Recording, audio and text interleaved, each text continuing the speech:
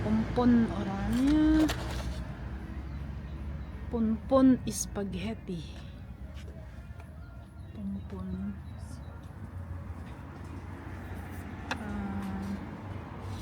I think I'm going to get this.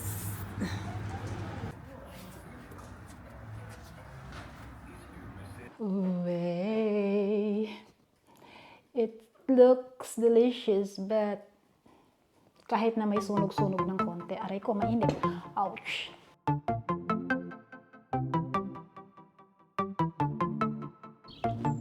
Good morning, Kanet friends. Okay na sana itong view ba? Pero green grass of home naging, tingnan nyo ayan. Ayun, doon. May mga nagtatrabaho. Kasi itong lugar namin, nandito yung line ng gas. Yung gas. Pero hindi kami gumagamit ng gas. Ginagamit namin mazut. Kita nyo yon? Ito. Yung green na yan. Lapit tayo.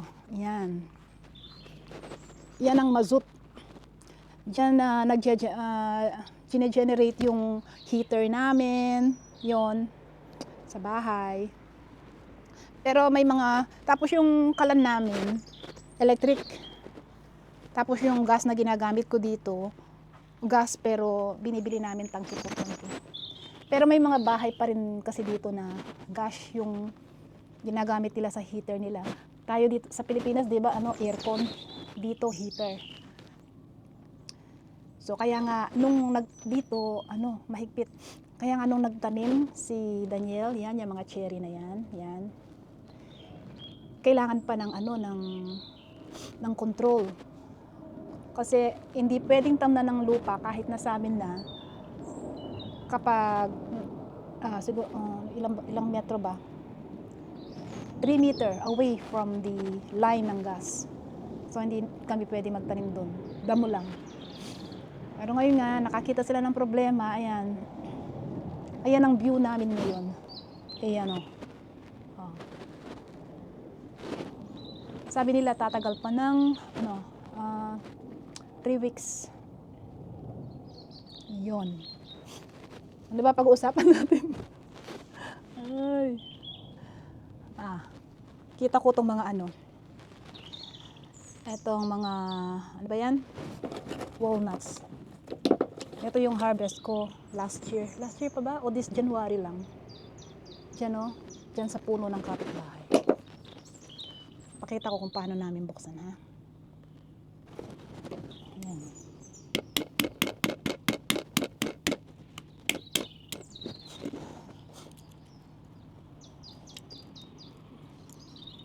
Diba?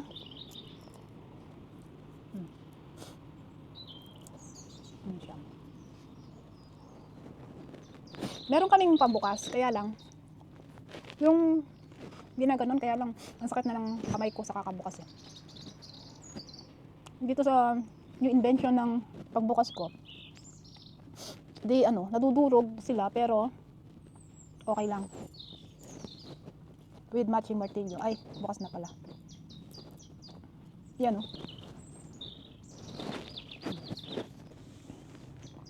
Parang maraming magiging bunga ngayon yung cherries.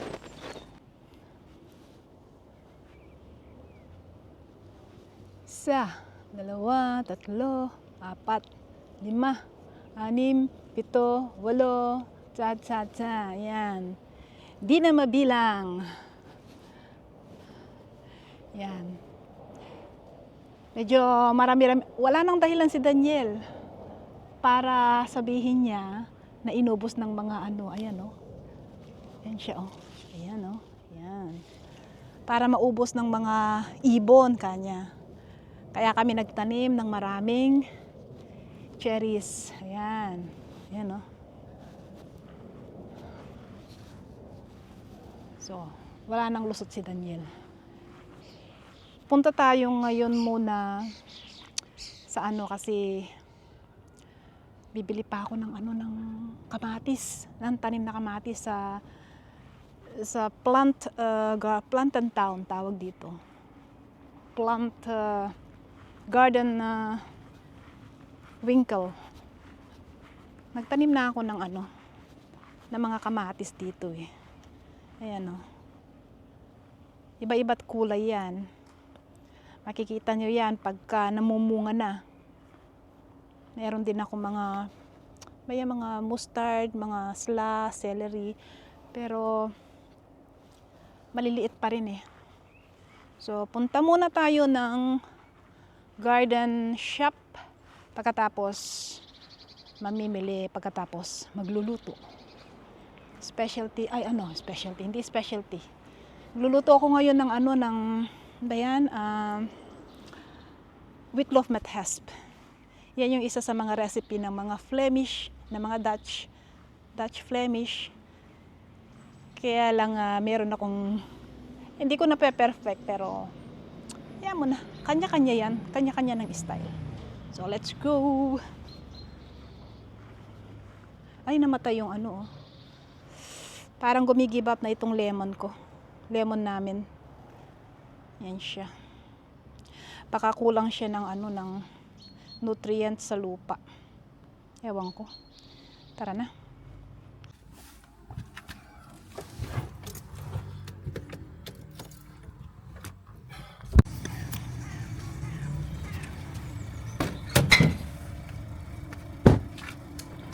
Ayan dito, pag magtatapon kayo ng mga bote, ito garapon, yung may color, hindi pwede yan, hindi pwede yan. Ayan.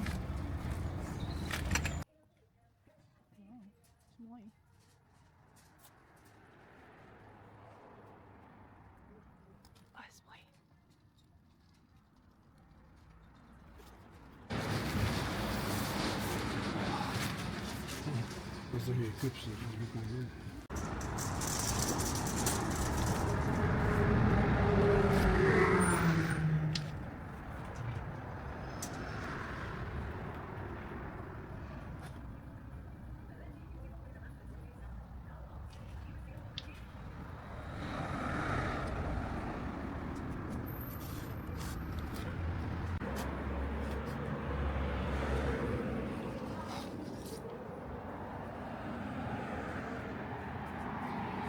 Dings. Cut.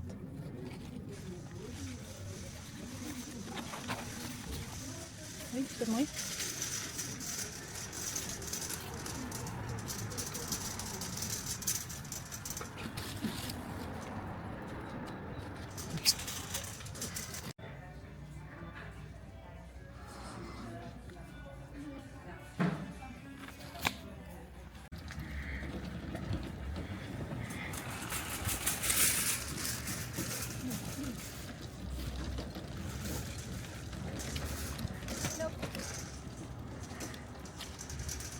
Nee, dat moet dan nog.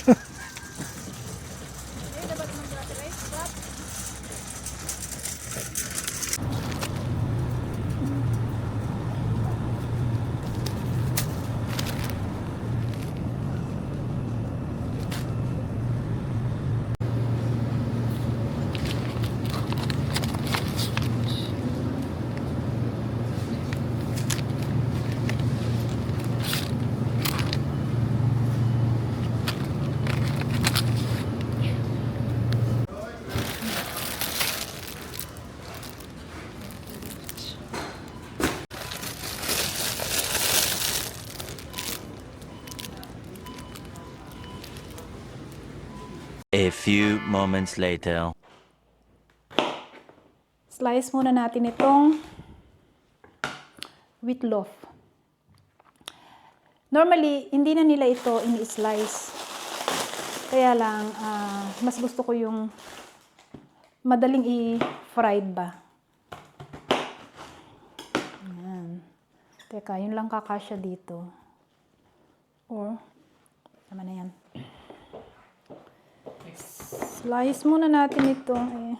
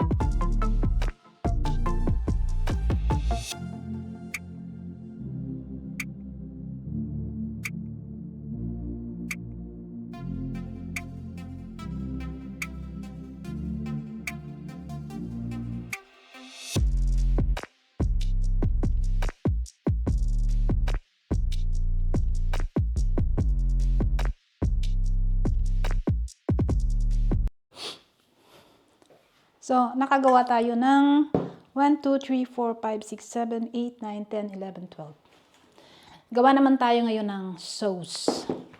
Ching!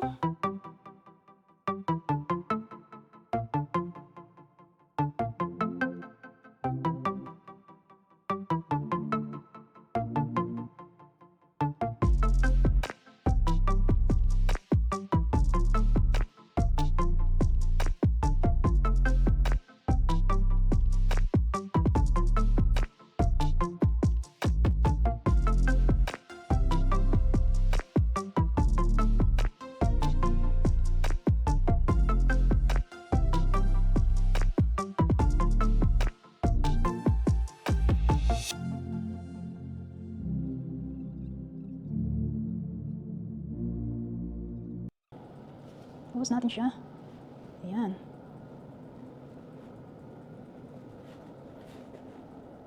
Okay. Ganti dito. Oops. Ubus natin lahat. Aray ko. Wala akong pot holder. Huwag ka matutumba. Makapal lang talaga ang balat ko. Spread natin. Hopla. Ayan siya. Medyo nasunog lang ng konti. Kailangan pala sa 40 minutes lang. Yung tirang cheese natin, lagay natin na toppings. Sunugin pa natin ng konti. Sarap kasi pagka parang may toppings. Lagay ulit natin sa oven. Ay! 4 minutes pa. Uy. It looks delicious, but kahit na may sunog-sunog ng konti, aray ko, mainit. Ouch. Tikman na natin ng mas intensyahan. Yan, no? Crunchy on the top. Soft in the middle. Teka.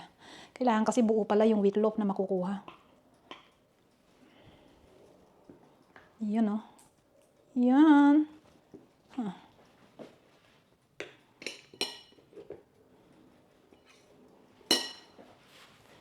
Natin ang close up. Yan, oh.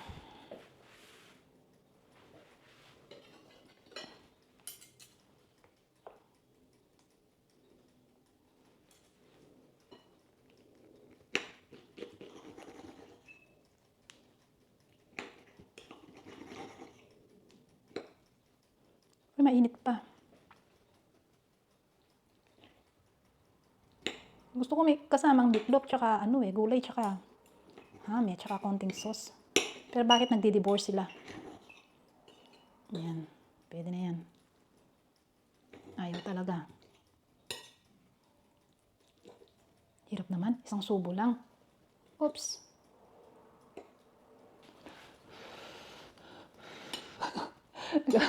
Hirap naman tumikim. Init kasi.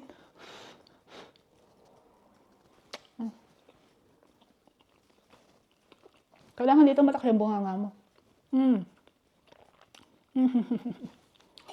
In fairness, puna nga lang akong ganito. Sarap. Try nyo. Yung kung walang wheat loaf sa atin, yung cabbage, yung lettuce, yung gulay na yon. Pwede naman eh. Asin at paminta, harina, tsaka lang, katumbas.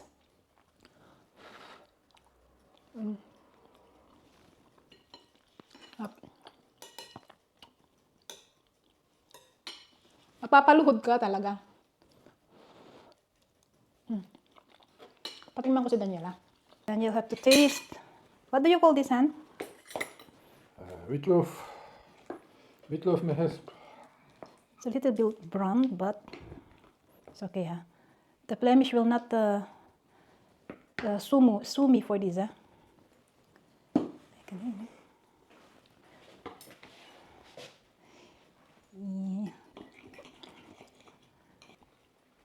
Ja.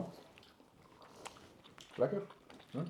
It's past your Flemish recipe. Ja. What do you eat with that normally? In a restaurant? The restaurant, a romantic restaurant, Fritten? Fries? like this. Just like that? Mm. How much is the order? How much would it cost when you go to simple restaurant? 25 to 30 euro. Really? So I will just give you for 15 euro. Okay? Okay, say bye to my net But friends. I go to the restaurant. Say bye. Bye. Bye. See you.